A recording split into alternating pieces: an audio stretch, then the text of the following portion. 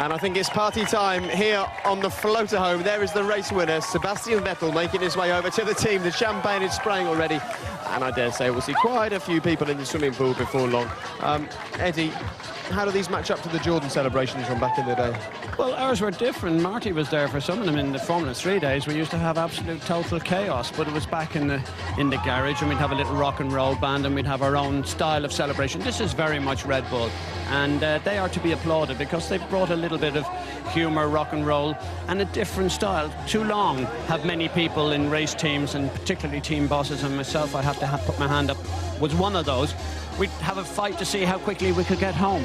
Monaco, of course, is very different, and this is a huge celebration, not just for the drivers, not just for the engineers, but everybody involved, and the girls and all the people who look after his so well in this hospitality home. It's absolutely fantastic for them. And this is a man who has a real appreciation of the fact that this is a team sport.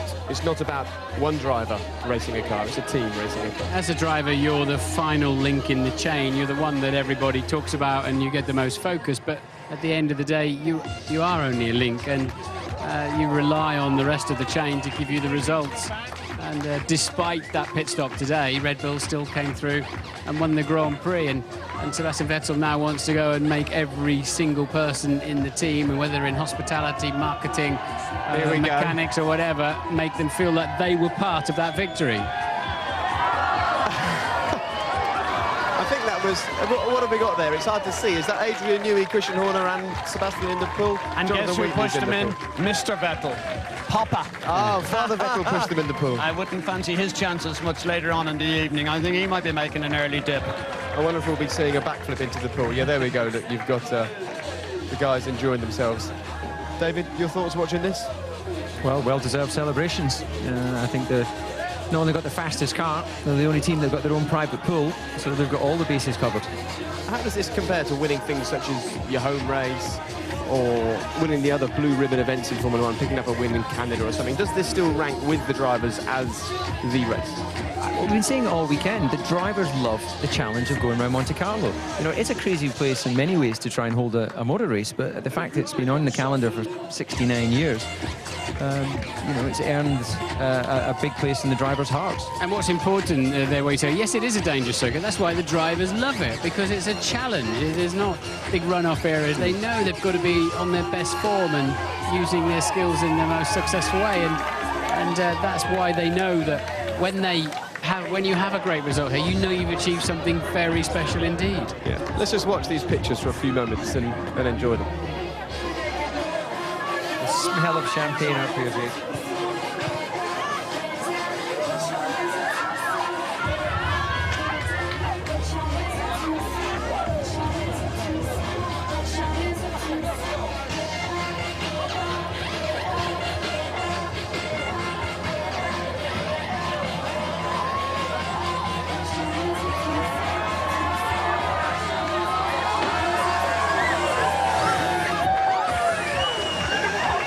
Okay, all kinds of people are going into the pool. I don't think this young lady really wants to go in, but I have a sneaky suspicion she has no choice. Indeed, she doesn't. Eddie, this is your moment now to go and grab Sebastian. I think that would be very risky. Thanks a lot, Jake. You always give me the most arduous jobs to do. I think Sebastian's far too close to the pool. As he gets out, I'm sure you can get him. I'm going to try and get him. Go on, Eddie. No, I don't believe you. I could be going in there. No, you won't. Go on, Eddie. There he is. This is your moment, Eddie Jordan. Hang on a second. And well done, EJ. Come on, we got a winner. We had a winner. Look, he's riling around. Oh, off goes the microphone. I'd like to commentate on that one. Actually, EJ can't swim. Eddie Jordan and the Formula 1 world champion, along with the defending world championship team. Red Bull is in the swimming pool in the Monaco harbour. I think this is a first for Eddie Jordan, and I don't want to be the person he goes near first, because he won't be happy. That was more inevitable than Red Bull winning the race. That he was going to end up in there. He's looking for something. I think he's lost his glasses. He's lost his lucky coin, Can't see anything without his contact lenses. There's a lucky shamrock or something at the bottom of that pool that he's got to go and get. And how great that Adrian Newey is looking for Eddie Jordan's glasses at the bottom of the pool.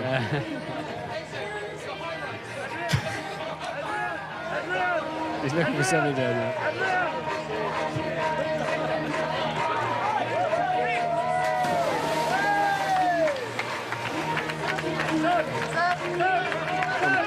was going to go over and speak to Eddie, but I'm not going to risk walking over there because I think anyone that goes over there will be in that swimming pool. He's in again. I'm feeling deeply uncomfortable being within 5 meters of this pool.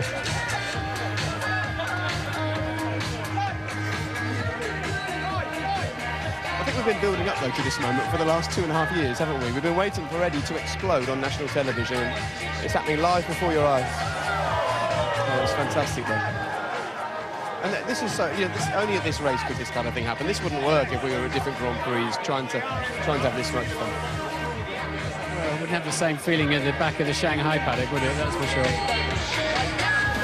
He's still trying to recover something from the base of the pool. Oh, and he goes in again. That was Norbert Vettel who pushed him in there. Or shall I say his name properly this time? Vettel. Norbert Vettel. Vettel as in kettle. Okay. Well, he just gave Eddie a push. I think Eddie looks like he needs a lift, not a push. He's such a numpty, though. Imagine bending over on the edge of the pool and expecting that you're not going to get pushed in. Wrecking that nice haircut as well. Yeah, well, it's amazingly holding place fantastically well.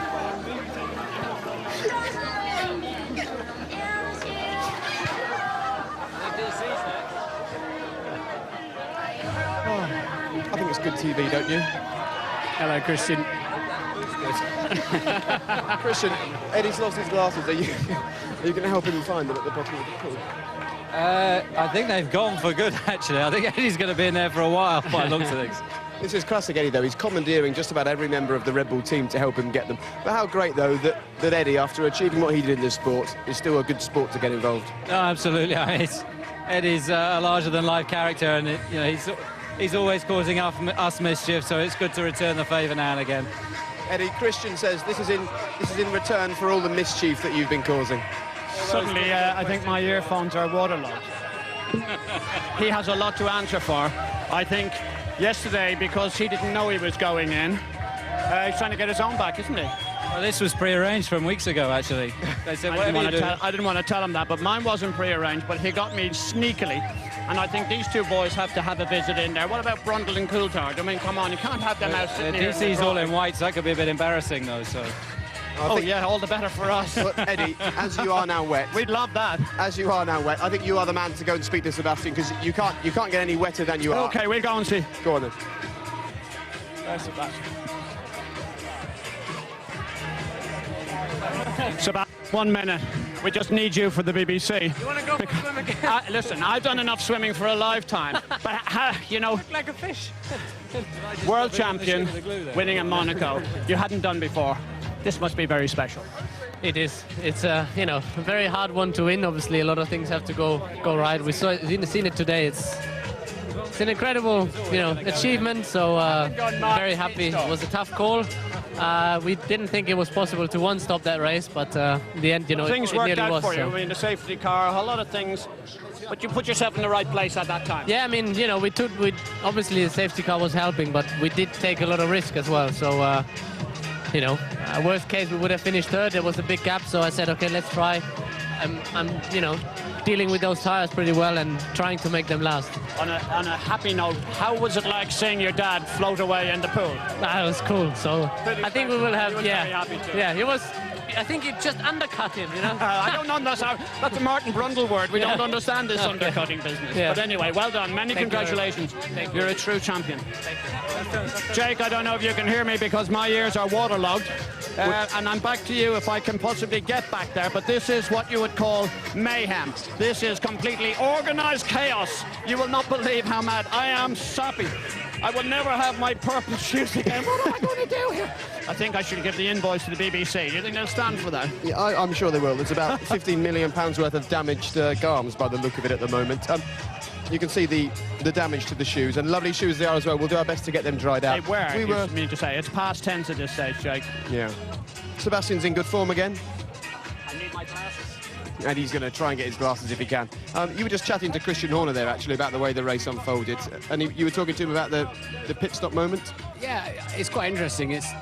I'm sorry to be boring and not want to go in the swimming pool, but we'll do that when we're ready, but hopefully not sooner than that. It was fascinating talking to Christian. I said, what happened to Mark Webber's pit stop? He said, well, we had a radio jam, and they misheard everything. They put the wrong compound of tyres on Sebastian's car. So he went out. That's the brilliant strategy that we're saying really won them the race today, was a mistake. Yeah. Because they heard that they were going to put the prime tyres on Mark Webber's car. It got miscommunicated as the system had a problem. And that's why they weren't ready when Vettel came in. Okay. And then also, of course, they were still confused because they hadn't heard that Mark Webber was coming in at all. So we're watching this pit stop now, and there's a lot of confusion as to what's actually going to go on that car.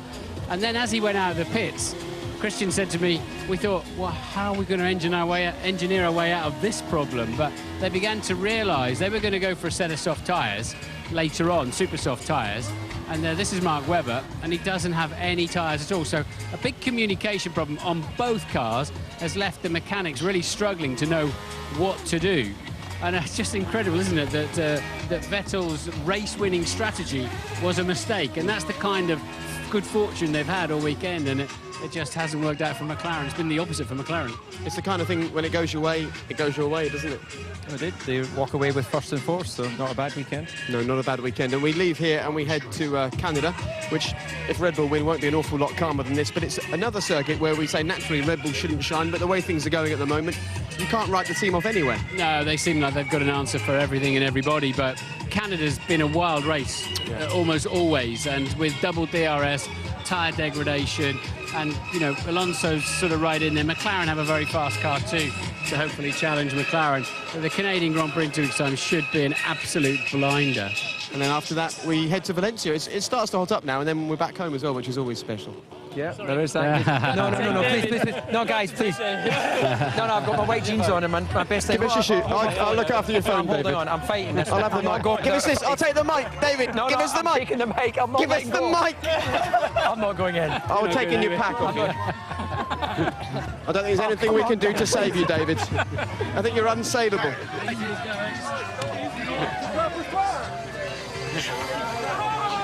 They're trying to Oh dear, I knew it was a bad idea to come up here in the first place. Well, I think we'll leave you with these shots. We'll thank you very much for joining us for the 2011 Monaco Grand Prix. This is the kind of stuff that happens on the forum. Martin Brundle, high five for staying dry up here. I think that's a feat in itself. So there you go. Let's get out of here fast. There's the man that started the action at Red Bull. He joined the team, he helped them improve. Sebastian Vettel came along, he's given them the world title, and he's giving them win after win. We're up here on the floater home. A couple of guys in the pool from our team, the whole of the Red Bull team in the pool, and look at the celebrations. We can just enjoy them now one last time. A truly special weekend, the one that means more to the drivers than anything else to win here, and you can see just what it meant to Sebastian Vettel. Thank you for joining us for what is turning out to be a truly incredible 2011 Formula One season. It gets better and better, and in 2 weeks we'll be in Canada with Sebastian Vettel very much leading the title charge and kissing trophy after trophy. Have a great evening. These boys certainly will. Bye-bye.